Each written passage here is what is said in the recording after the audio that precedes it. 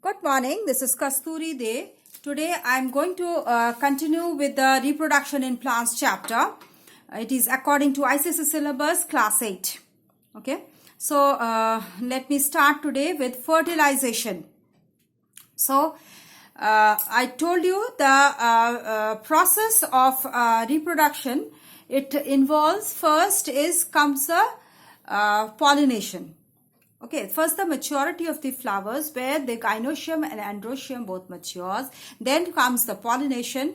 And after that pollination, when the stigma falls onto the, when the pollen grains fall to the stigma of the flower, then there is a fertilization which is created, which forms the zygote.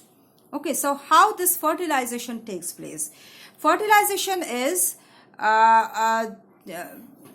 it's the process by which the male and the female gamete fuses to form the zygote. This is fertilization. Okay.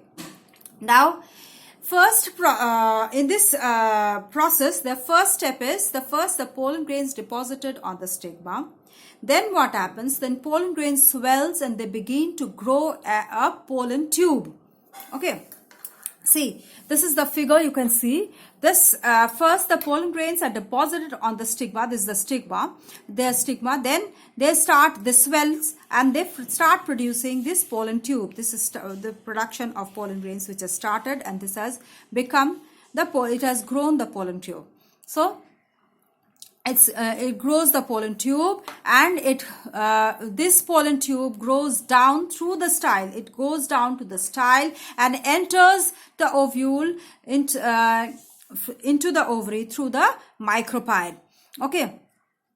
Inside is the nucleus of the pollen tube divides to form two male gamete. This the pollen tube, this pollen grain, this has the male gamete. Okay.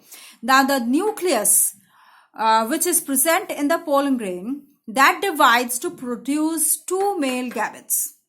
Okay. Now the male gamete, they travel down the pollen tube and enters into the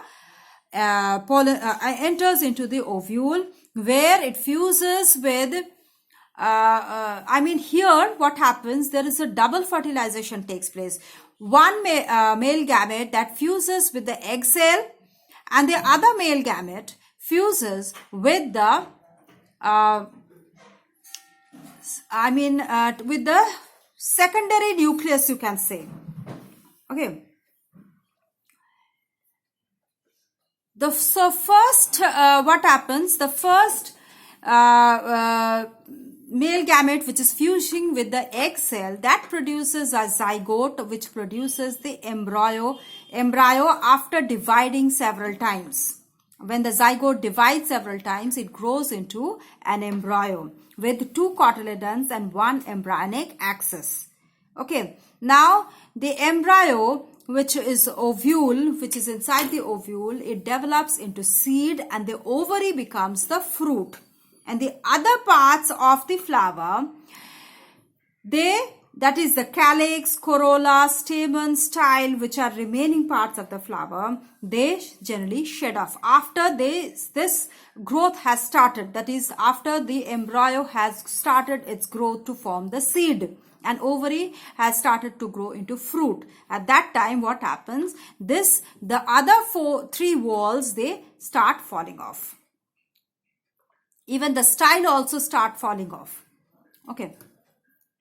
Then this is the process of fertilization diagram, and this is the start of pollen grains which started germinating, that is, which has started dividing into nuclei into two male gametes.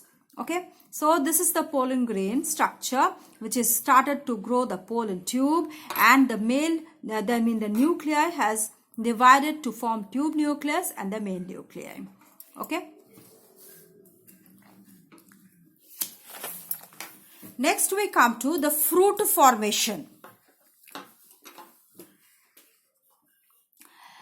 A fruit formation, what is a fruit? It is a ripened ovary which contains one or more seeds.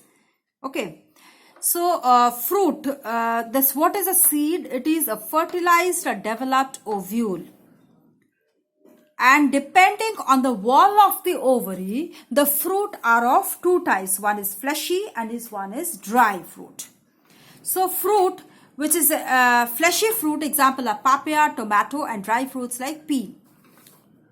Then fruits protect the seed from insects, diseases, and extreme climatic conditions. Then we come to how the seeds germinate. The germination is the process by which a sleeping or a dormant embryo, when the seed is inside the fruit, it is sleeping. Okay, it's a dormant condition. Now, when it becomes, when it gets the favorable conditions, it starts germinating. It becomes active and grows into a new plant. Okay, that is when it gets soil, moisture, sunlight. Okay, then it starts growing into new plant. So what are the conditions of germination?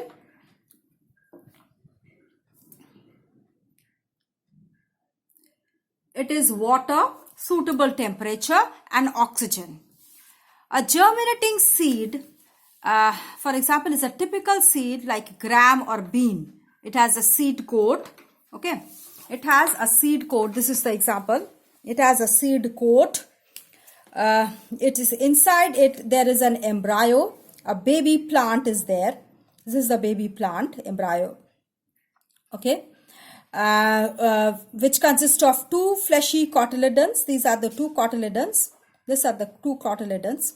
Okay, two fleshy cotyledons and a short curved structure known as embryonal axis. This is the embryonal axis. Okay, embryonal axis is this one. So, and this is these are two attached to this. Two fleshy cotyledons are attached to the embryonal axis. Okay, now the embryonal axis is divided into two parts, that is plumule and radicle.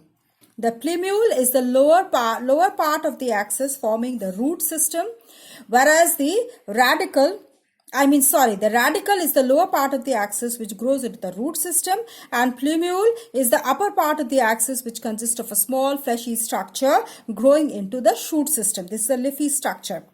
Okay, leafy structure which grows into the leaves, that means shoot system, and this is radicle which grows into root. Okay, these two combined form the embryo. Okay, these two combination, plumule and radicle, forms the embryo. This is the part of the germinating seeds, how it looks like from inside. Okay, so this is the end of this text portion of this chapter. In the next video, I'll start with the question answer section. If you have any doubt or you have not understood anything, you can please write in the comment box, or you can also write in the email ID, in my email ID. And if you have liked the video, press the like button so that I can produce you some more interesting videos. And if you are a new viewer to my channel or not subscribed yet, please do subscribe to get the notification of my next video. Thank you.